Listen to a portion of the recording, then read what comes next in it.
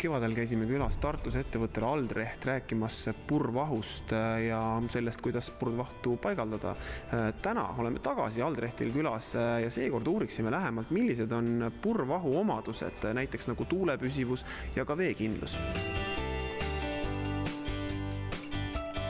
Meie soovituslikud soojustuskihid algavad 10 centimeetrist ja nii avatud kui suletud pooridega vahu puhul mõlemate puhul soovituslik kiht algab 10. Ja alates 10 centimeetrist soojustuskihist kumbki vaht ei vaja tegelikult tuuletõkkeplaati enam lisaks. Me oleme püsti pannud siin ka ühe väikse katse, räägi, mida me näeme.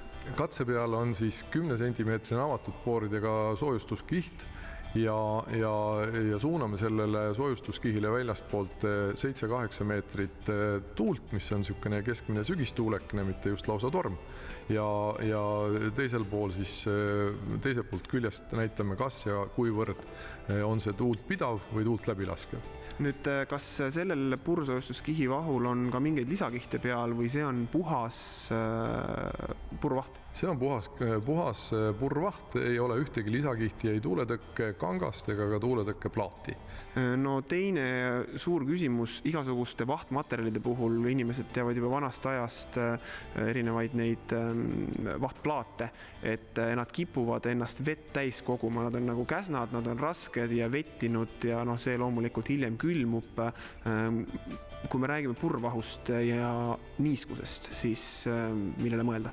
Just nimelt, et teine katse näitabki seda, kuivõrd hüdrofoobne või siis vettpidav või vetthülgav on suletud pooridega vaht, mida me soovitame maa-alustesse, osadesse vundamentidesse ja mujale võimalike niisketesse piirkondadesse, et on hüdrofoobne materjal. Katses näeme seda, et kõrvuti on pandud avatud pooridega purvvahukiht, samasugune 10 centimeetrine kiht ja suletud pooridega vahukiht ja kallame peale vee ja hoiame seda vett seal peal 24 tundi ja mõõdame vee kaduvust või vee imavust siis materjali sisse avatud pooridega vaht. Katse näitab kohe, kuidas vesi kaob, ehk siis imendub materjali sisse, suletud pooridega vaht ei võta sisse.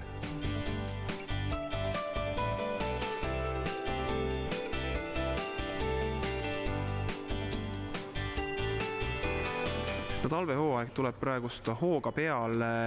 Kas see tähendab seda, et seda sorti soojustustööde tegemine hakkab lõppema? Tavaliselt on ju nii, et erinevad ehitusmaterjalid taluvad miinuskraade või üldse külma ainult teatud piirini. Just, et see mure kimbutab tavaliselt kõiki välistöö tegijaid. Samas teatud määral meie oma purvvahtudega võime öelda seda, et -5 on madalaim temperatuur, millega ekstra või siis eraldi materjaliga saab siiski soojustustöid teha. Tavatemperatuur tõesti, et arvestada vahu paisumist, nakkumist ja kõike muud positiivset, algab 8-10 kraadi pluss, aga siis eraldi vaht on olemas kuni alates -5. No kevadel me puudutasime lähemalt sellist teemat nagu purvvahu süstimine. Kõik, kes seda nägid, kes ei näinud, saavad minna seda uuesti järel vaatama arhiividest, aga räägime mõne sõnaga veel vaatajatele üle, mida tähendab purvvahu süstimine. Kevadine katse näitas ja julgustas inimesi sel perioodil just kui oli veel kevadised külmad tuuled, nüüd siis sügistuuled tulemas ja põrandate alused või põrandate vahed on need, mis tuult sisse lasevad, kas on ära vajunud soojustus seal sees või üldse soojustus puudub ja väliskonstruktsioonist tuleb tuul sisse, siis esmane, mida me teeme, on välisperimeetri soojustus, aga efektiivsem kahtlemata on purvvahu süstimine kogu põranda alasse, sest purvvahul avatud pooridega purvvahust käib praegu jutt, on ka see omadus, et ta annab väga head heliisolatsiooni, et kui saab põranda soojaks ja heli isoleeritud. No, tihtilugu on inimestel probleem selles, et ega nad tegelikult ei tea, kus probleem seisneb, kust külma lekib, kas neil üldse on probleem või on lihtsalt kütteseade kehv.